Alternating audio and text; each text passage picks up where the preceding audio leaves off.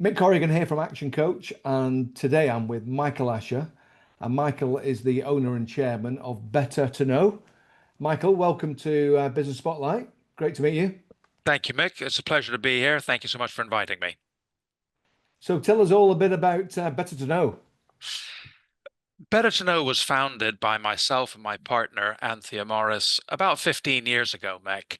And that came about following the first half of my career, which I forged in the medical diagnostics sector, originally working in Italy, and subsequently also here in the UK. But over the years, the first 20 or so years, internationally in medical diagnostics. And I had the opportunity about 15 years ago to start my own business. And we were looking around at opportunities and sectors to take our ideas into. And sexual health testing stood out as being one which at the time, although it was very well served by the public sector, the public provision was quite good. The private sector had not yet received the level of attention that we felt it deserved. So we saw opportunities there to deliver a better service to patients who were looking for things like speed of access, patient choice about what tests they could do and wanted to do, confidentiality, and indeed in some countries anonymity. So those sort of basic building blocks formed the foundations of this new concept, and Better to Know was born.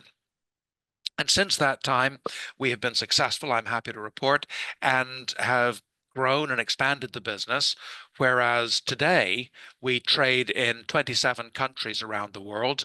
We work with 25, 30 of the world's leading medical diagnostics laboratories and have a global network of over 7,000 clinics, hospitals, and sample collection points where we can direct our patients.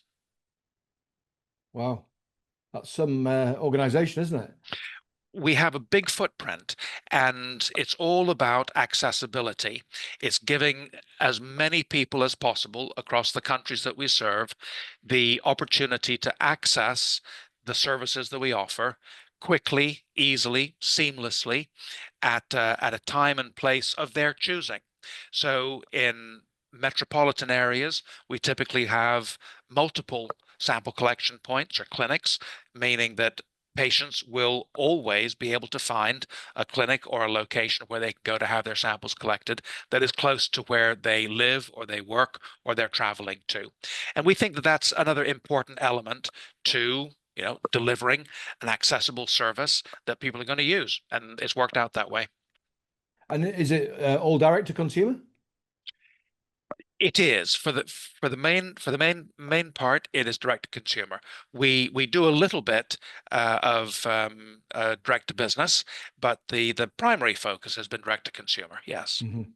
And I think you've said this with what you've said already, but what would you say enables you to stand out, particularly as the choice for those consumers versus any of the other options that might be available? Well, I try to look at it from the perspective of the patient. What does the patient want? What would I want if I was the patient? And I'd want to have clear, concise information readily available to me that I can turn to get my basic questions answered. And we provide that on our websites. So in every country that we trade in, we have a dedicated website in that country. Okay. The second thing I'd want is a means for contacting somebody that I could speak to, a real live person, to ask those detailed questions or get more detailed advice. Because remember, everybody's experience is unique, everybody's experience is different, and therefore individuals are going to think, well, what I need is going to be unique to me. There isn't always a one size fits all solution when it comes to delivering medical services. So we have offices in the UK, in Cape Town, South Africa, in Malaga, Spain. As a company, we speak over 15 languages, and we take phone calls, text messages, emails, web chat messages 24 hours a day, 7 days a week, round the clock, without fail. giving our patients the opportunity to pick up that phone or sit in front of their keyboard and fire off the questions that are really, consuming them or burning them up that they need an urgent answer to. So all of our staff members responding to these inquiries have been trained in sexual health and our health and wellness tests that we offer as well. They know, of course, where all of our clinics are. They know who our lab partners are, and we're able, therefore, to tailor the solution to each individual patient to fit their needs and requirements. Great stuff. So you've obviously built up a large organizational infrastructure there. What does the future look like? I think the future is exciting. We've got a number of global sort of trends, I think, working in our favor. I mean, first of all, there's always innovation and development in the medical diagnostics field. So there's new tests, new testing methods, which are designed to improve the turnaround time of tests, which are designed to meet emerging testing requirements around the world. And that's exciting. We try to remain at the forefront of these developments and deliver, the newest technology, the newest tests as best we can. But there are other trends moving in interesting directions. I mean, there continues to be population growth. There continues to be increased mobility of people around the world. Social media has played an important role in increasing contact between people. The rate at which people can meet and get to know each other, have sex with each other, means that there is an ever increasing need for the kind of services that we offer. And that's exciting too. If you look at the incidence of sexually transmitted infections around the world, it's all on the up. Worryingly, it's on the rise. Now, there's good news out there. The rate at which HIV is spreading is certainly slowing, and the advent of certain drugs, pre and post-exposure prophylaxis, these highly active antiretroviral therapies that people can take either before or after risky encounters, has had a dramatic impact on the rate at which HIV has spread around the world. But it's still something that a lot of people are very, very worried about.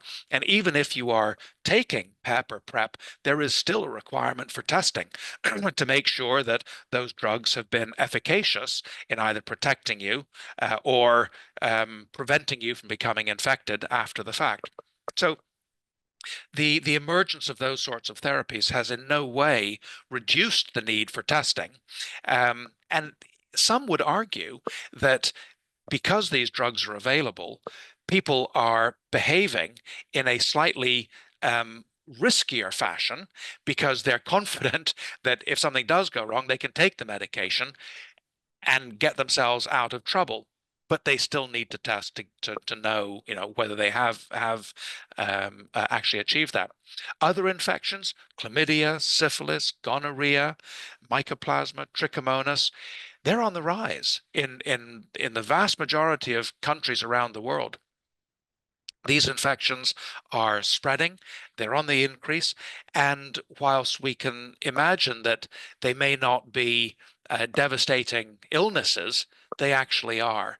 Chlamydia, which most people have heard of, and we know is one of the most common STIs, if it's not diagnosed and treated, will lead, in many cases, to infertility.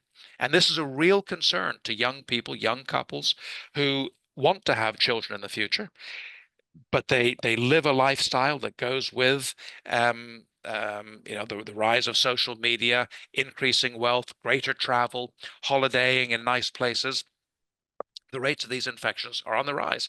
And if you don't do the right thing, you don't get yourself tested, you don't diagnose these infections and take a simple course of antibiotics to kill it off, you may well find that when you're in your 30s, mid 30s, late 30s, and you're at the point in life where you want to start a family, suddenly you find that you're unable to.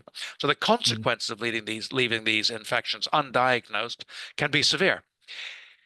Your choice is spend a few £100s to get tested today and ensure that all of my hopes and dreams can be fulfilled later, or pocket the £100 today and then discover in 15 years' time that all your hopes and dreams cannot be fulfilled because you failed to detect a simple chlamydia infection. So there's lots of things out there, and we believe that these trends, these factors, are helping to keep the sexual health testing business buoyant and expanding. And that's exciting for us as a business. So with that growth, Michael, what challenges come with that? Lots of challenges. um, I would say the challenges are operational and commercial. So, from an operational standpoint, as businesses grow, there are always increasing and new challenges around the management of that business. So, more people to manage, more partnerships to manage, more clinical issues to deal with. So, there's an ever increasing requirement for multinational medical support to the business to help us deal with the patients that come to us requiring testing or requiring treatment or therapies, advice, management. So operational type issues from that standpoint. There are operational issues from an organizational standpoint. Managing internal communication, managing the multi languages that we manage the business, or that we deliver the business in, are challenges. And there are competitive pressures too. We're not the only player in town. And as we enter new markets, we always find that there's somebody else out there. It may be a public sector organization or organizations which are fulfilling the need. It may be private businesses fulfilling the need.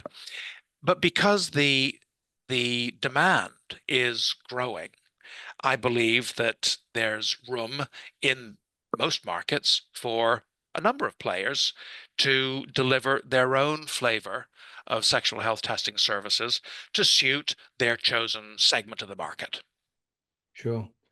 And for the benefit of people that are watching and listening, what have been the learnings for you in growing a business like this to that size that Gosh, they might benefit from?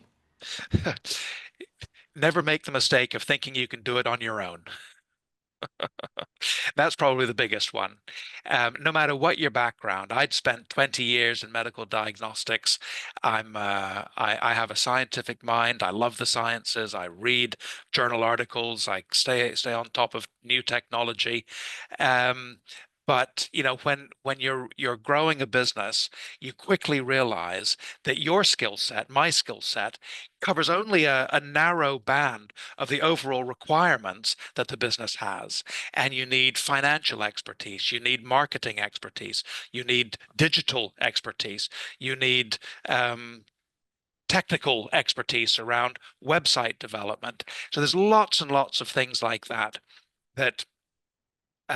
are all fundamentally equally important and fundamentally important pieces that if they're not in place, the business will, I don't want to say fail, but it will suffer. It won't flourish and prosper to the extent that it might otherwise. So don't make the mistake of thinking you can do it all yourself, and don't worry about that.